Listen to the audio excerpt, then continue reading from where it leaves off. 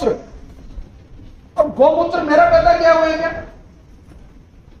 अब आपको सिलेक्शन करना है कि मेरा रोल सिर्फ इतना सा है कि मैं ये कह रहा हूं कि देसी गाय का गौमूत्र या बछिया का गौमूत्र, कुंवारी बछिया मतलब जो वर्जिन का। अब इसमें लोगों का दिमाग देखो, 50 तरह की इंडस्ट्री में, ईमानदारी से कहता हूं, आज जो नेता लोग कहते हैं ना टीवी पे, बोले ये व्हाट्सएप यूनिवर्सिटी है, हकीकत कर रहा हूं व्हाट्सएप यूनिवर्सिटी है सब। काली गाय का गौमूत्र होना चाहिए। क्यों भैया? फिर उसको 8 कपड़ों से छानना चाहिए। तो 8 कपड़ों से छानते क्या होगा? वो गौमूत्र क्या हो जाएगा?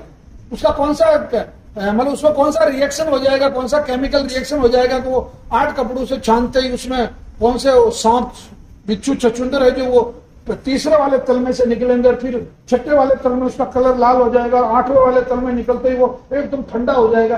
कौन से विज्ञान की बात कर रहे हो? कौन मिलाकर छानना है बात में?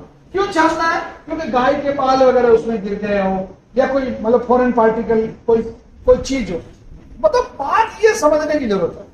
अब हल्दी का मामला बताता हूं मैं आपको। हल्दी जो होती है, अपनी सिंपल जो हल्दी होती है उसमें 0.5% कर्क्यूमिन होता है, और जो गांठ हल्दी होती है उसमें 4% कर्क्यूमिन होता है। तो हल्दी काम में लेनी, परंतु कौन सी लेनी? गांठ वाली लेनी। अब आपका बता, जब आपका लॉकडाउन था, जब गांठ वाली हल्दी कहां से लाया था वो आदमी? वो इस हल्दी को उसने 1 चम्मच की जगह 4 चम्मच इस्तेमाल किया। मतलब उसने अपनी मात्रा बराबर बिठा ली और उसने कैंसर को हरा दिया। ये हो गया एक औषधि वाला पहलू। अब आप लोगों को मैं पूरा एक सिस्टम के साथ में कैंसर को समझाना चाहता हूं, ताकि आपके दिमाग से कैंसर का जो भय है वो समाप्त हो जाए, जो डर है, एक अफ्रेडनेस जो है। नंबर 1, WHO ये कहता है, वर्ल्ड हेल्थ ऑर्गेनाइजेशन जो विश्व स्वास्थ्य संगठन जिसको कहते हैं, उसकी हर साल एक रिपोर्ट प्रकाशित हो, और उस रिपोर्ट को बनाने का जो आधार है दुनिया के 7 देश। पहला नंबर है अमेरिका का, अमेरिकन कैंसर सोसाइटी। एक वहां की सरकारी एक बहुत बड़ी संस्था है जो अमेरिकन कैंसर सोसाइटी, जितनी भी मैक्सिमम बड़ी से बड़ी रिसर्च होती है वो अमेरिकन कैंसर रिसर्च सोसाइटी, वो उसका मुख्य आधार है। ठीक है। Second France, 3rd India, 4th Japan और 5th ऑस्ट्रेलिया। उसमें चाइना वाइना नहीं है, कोरिया वोरिया नहीं है। ठीक है। इन देशों में जो कॉमन जो एक आंकड़े जो इकट्ठे किए जाते हैं, उन आंकड़ों के हिसाब से वो कैंसर के बारे में अपनी जो जानकारी है या जो अपने जो डाटा है वो हर साल रिलीज कर। अब देखना, सुनना उसका पहला डाटा। पूरी दुनिया में 90% कैंसर जानलेवा नहीं होते हैं।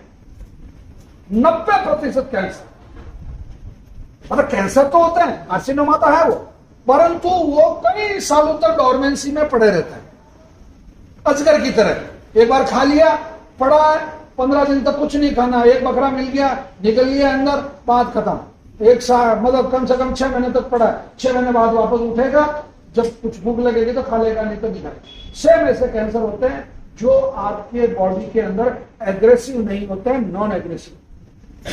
एक बात। दूसरा, 27% कैंसर पेशेंट बिना किसी प्रकार की औषधि लिए ठीक हो जाते हैं। केवल एक बार कैंसर का गुण आया, आपको दिखाई दिया, आपके ब्लड का सैंपल लिया, उसमें कार्सिनोमा आ गया, या आपका ब्रेस्ट का सैंपल लिया, उसमें कार्सिनोमा दिखाई दिया, या आपके बॉडी में किसी भी जगह आपने पेट सीटी करवाई, MRI करवाई, या आपने सोनोग्राफी करवाई या मेमोग्राफी करवाई, जो भी जांच करवाई, उसमें आपका कैंसर सोल्व हो गया, बात खत्म। आपको टाइम नहीं था, आपको पता ही नहीं चला, या आप डॉक्टर ने कैंसर कहा, आप उसको सर दर्द सुन लिया, जो भी सुन लिया, और आपने कोई ज्यादा ध्यान नहीं दिया और आप मरे ही नहीं। ये बिल्कुल एग्जैक्ट एग्जांपल है कि आपको चूहे ने काटा, आपको सांप दिख गया, आपका मरना तय है। आपको सांप ने काटा, आपको चूहा दिख गया, आप नहीं मरेंगे, क्योंकि दुनिया में 1% सांपों में जहर है, 1.5%, यानी कि 100 सांपों में से 1.5 सांप, ज्यादा से ज्यादा 2 मान लो, 100 में से 2 सांपों में जहर होता है, बाकी ये मेंढकी खाने वाले, कीड़े खाने वाले सांप होते हैं। तो ये क्या है ब्रेडनेस, यानी कि 27% तो वैसे ही नहीं मर रहे। अब इधर हाई तौबा मची हुई है। इस हाई तौबा का कारण क्या? किसने बचाई हाई तौबा? अज्ञान ने। आपकी जो अज्ञानता थी, या एलोपैथी ने जो आपको डरा दिया, कैंसर मतलब मौत। मैं ये नहीं कहता हूं, मैं कहता हूं कैंसर मतलब परीक्षा, कैंसर मतलब एग्जाम।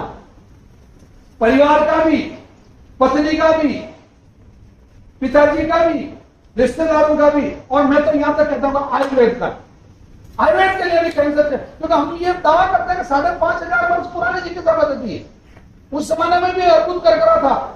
और अभी जो फॉसिल्स, जो मतलब जो अवशेष जो मिले, जिनमें खोज की डायनासोर के जो फॉसिल्स मिले हैं, या जो मिस्र की मम्मियों के जो फॉसिल्स मिले हैं, डेड बॉडीज में से जो सैंपल लिए, या जो पुराने जितने भी उनमें कैंसर सेल मिले, 2-2 लाख 2.5 लाख पुराने जो नमूने हैं, उनमें कैंसर कोशिकाएं पाई गई। तो कैंसर कोई नई बीमारी तो है नहीं जो आप इतना घबराए हुए हो। नई बीमारी से ही नहीं घबराते हैं अपन तो। नई बीमारी है तंबाकू, उसी से नहीं घबरा रहे हैं, शौक से खा रहे हैं सब। नई बीमारी है दारू, उसी से नहीं घबरा रहे हैं। बाल काले करवाना नई बीमारी है, अभी भी पटा रहे हैं 65 साल की उम्र में भी बाल काले करके। पता नहीं किसके पीछे पड़े, मुझे समझ में नहीं आ रहा। हाँ भाई, काले बाल का क्या मतलब? कैंसर होता है साहब, बिल्कुल होता है, 100% होता है। ये जो चाइना का जितना केमिकल आ रहा है, साहब मेहंदी लगा लो। क्या मेहंदी क्यों लगा रहे? तो शादी कर लेना, केवल मेहंदी लगाने से थोड़ा बर्बाद हो जाएगा पूरा। नहीं, शादी कर ले, बच्चे जूते मारेंगे, पुरानी पत्नी जूते मारेगी, सब कुछ वही करना है, बर्बाद होना का पूरा होना। मैं आप सब लोगों को एक सलाह देता हूं, कभी भी नदी के बीच में मत खड़े रहना। नदी के बीच में जो व्यक्ति खड़ा रहा वो मर गया, या तो उस किनारे पे या तो नदी में मत उतरो, और अगर उतर गया तो उस किनारे जाकर रुको। ये कैंसर पेशेंट के लिए सबसे बड़ा मोटिवेशन वाली बात है कि कैंसर का इलाज बीच में मत छोड़ो। कैंसर आ रहेगा, आप नहीं आ रहे निश्चित रूप से। क्यों? कारण क्या? कैंसर आपकी बॉडी में नेगेटिव सेल्स का एक जमाव है। 10% नेगेटिव सेल्स होती है आपकी बॉडी में, वो आप बॉडी के जिस पार्ट पे अत्याचार करते हो, यानी कि आप तंबाकू खाते हो, किस पे अत्याचार कर रहे हो? मुंह पे। तो कैंसर कहां होगा? मुंह। आप नेगेटिव थॉट रखते हैं, स्ट्रेस कहां रहेगा? ब्रेन में। ट्यूमर कहां बनेगा? ब्रेन। आप उल्टे सीधे हार्मोन्स के साथ में खिलवाड़ करती है, आपके हार्मोन्स डिस्टर्ब होते हैं। कैंसर कहां होगा? या तो ब्रेस्ट में या बच्चेदानी में। मतलब जहां आप डेली दारू पीते हैं, शाम को 7 बजे कुत्ता बन के आते हैं डेली का डेली, तो कैंसर कहां होगा? लीवर में। मतलब सीधी सी बात है, केवल 7.5% लोगों में जेनेटिक कैंसर होता है, केवल 7.5% लोगों में।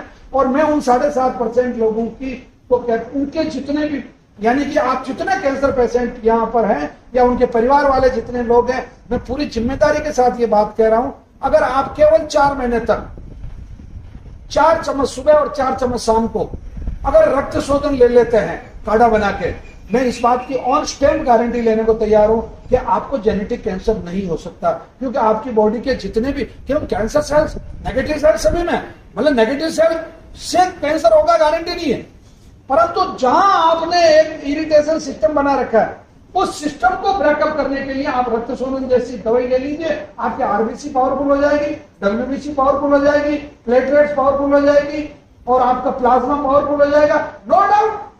फिर कहीं कैंसर का जमावड़ा हो ही नहीं सकता। चोरी कहां होती है? जहां लापरवाही होती है।